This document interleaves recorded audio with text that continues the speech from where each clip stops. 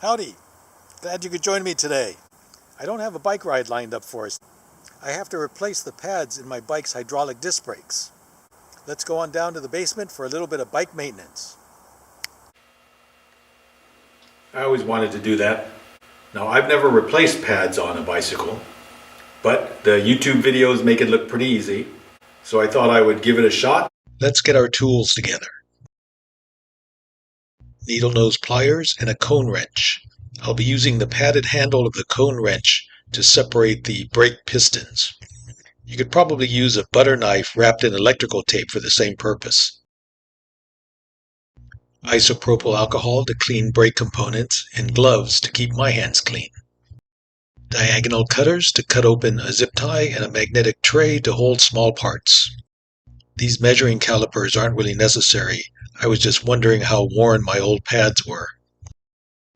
And of course the new aftermarket brake pads. Let's take a look at the brake system components. This is the caliper. This is the rotor. When you pull on the brake lever, hydraulic fluid is forced into the caliper that squeezes the brake pads against the rotor. It's the brake pads squeezing against the rotor that slows you down.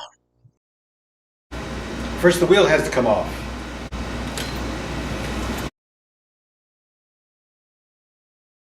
This is the front caliper and the brake pads.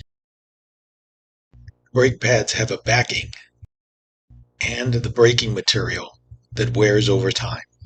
This is the caliper from the other side, where a cotter pin locks the pads in place. Needle nose pliers squeeze this end of the cotter pin together. Then I grip the cotter pin and it should pull right out. The needle nose pliers are used to take the brake pads out.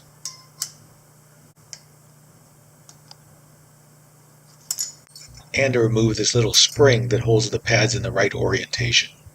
The pads came individually wrapped, 2 per wheel, and included the little spring and a cotter pin.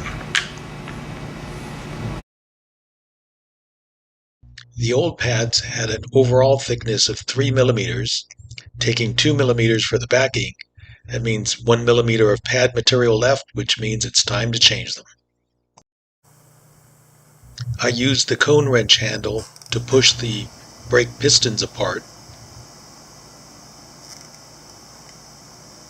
creating a gap where I could slide the new pads right in and lock them in place with the new cotter pin. Here you can see the difference in pad thickness from the old brake pads and the new brake pads. Wheel goes back on and we're done.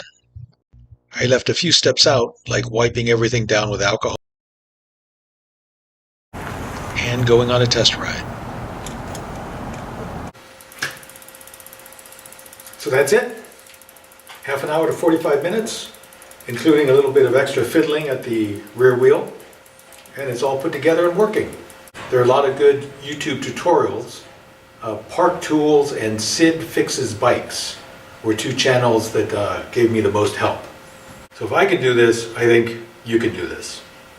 It's a nice piece of periodic maintenance that your bicycle will need, and it's something we can all do. So that's it for today. Hope you enjoyed this, and I'll see you next time.